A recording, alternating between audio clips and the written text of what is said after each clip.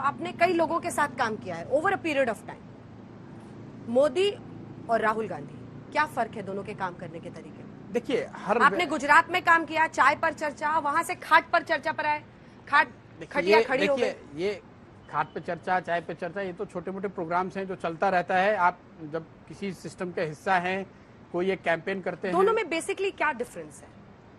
दोनों व्यक्तियों में हाँ। जमीन आसमान का फर्क है। क्या?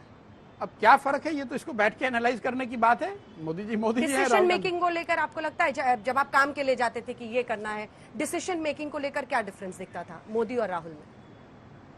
भैया, दोनों की कार्यशैली अलग है। हाँ। मैं इस बात को पहले भी कह चुका हूं कि मोदी जी का काम करने का जो तरीका है वो उनको सूट करता है, उनके लिए वो सक्सेसफुल रहा है। क्या है वो तरीका? आपसे कैसे इंटरेक्ट करते थे? भैया, आप कैसे इंटरेक्ट करते थे ये तो बात अभी बताना बड़ा मुश्किल है कि कैसे इंटरेक्ट करते थे, और उसका कोई संदर्भ भी नहीं है। मोदी जी अगर कुछ ठीक कर रहे होंगे तभी जीत कर आए हैं। अगर हर मुख्यमंत्री तो प्रधानमंत्री बन नहीं जाता है।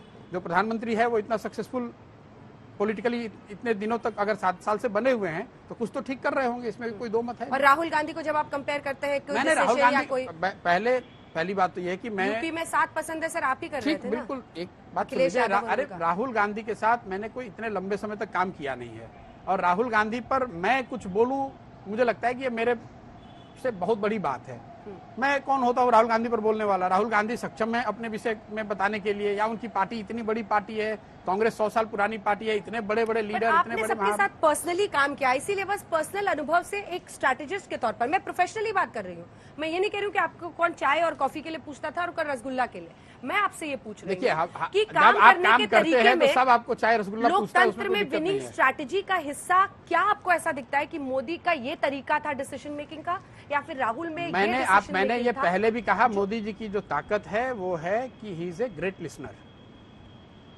और शायद ये मेरा देखने का नजरिया है, मुझे ऐसा लगता है कि डेमोक्रेसी में जो सबसे बड़ी इंपॉर्टेंट बात है कि how much you are able to listen to different voices, दूसरों को सुनना, उसको सुनकर to be able to make sense of the millions of point of views that are coming. That is what it all boils down to that.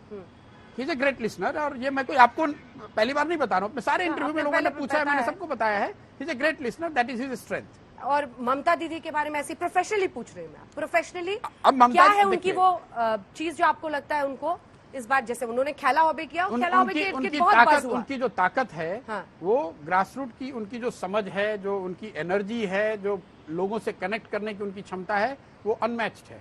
क्या अभिषेक बैनर्जी दीदी आपको बहुत articulate शायद कभी न दिखें, लेकिन हर नेता का एक अपना तरीका है। जनता ने अगर उसको प्यार किया है, उसको वोट किया है, तो कुछ तो उसमें अच्छी बातें होंगी, और वो अच्छी बात दीदी में ये है कि उनका जो पीपल कनेक्ट है वो शायद बहुत तेरे नेताओं से अच्छा है।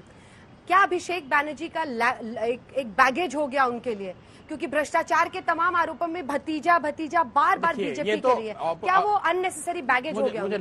मुझे नहीं लगता है। अभिषेक बैनर्जी पार्टी में एक महत्वपूर्ण लीडर है, और उसको ना बहुत ज्यादा करके आंकना चाहिए, ना बहुत कम करके। पार्टी को ममता बनर्जी चलाती हैं, पार्टी की नेत्री ममता बनर्जी हैं, इस राज्य की मुख्यमंत्री ममता बनर्जी हैं, और जो लोग भी ममता बनर्जी को थोड़ा बहुत भी जानते हैं उनको ये पता है कि ये 24/7 हैंड्स ऑन पॉलिटिशियन है।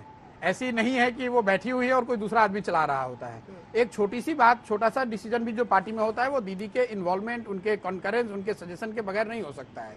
तो कोई आदमी, चाहे वो अभिषेक बनर्जी हो, बक्सीदा हो, पार्थोदा हो, बॉबी हकीम हो, दूसरे लोग हों, जो भी बड़े नेता हैं, उनका सबका अपना सम्मान है, उनकी जगह है, उनका कंट्रीब्यूशन है, लेकिन ultimately everything boils down to Mamata Banerjee. And मैं अपने एक्सपीरियंस से बता रहा हूँ, 1.5 साल में कोई भी ऐसा बड़ा या छोटा डिसीजन जिसका कोई मटेरियल इंपैक्ट हो सकता है, ऐसा नहीं हुआ है जिसमें दीदी खुद इन्वॉल्व ना हो। पैर में जो उनकी चोट आई नंदीग्राम में, जी, व्हीलचेयर वाला मामला, उस पर जब गृह मंत्री से बात होती है, वो कहते हैं कि आप ममता दी को कहिए कि आप वो अपनी मेडिकल रिपोर्ट सार्वजनिक करें।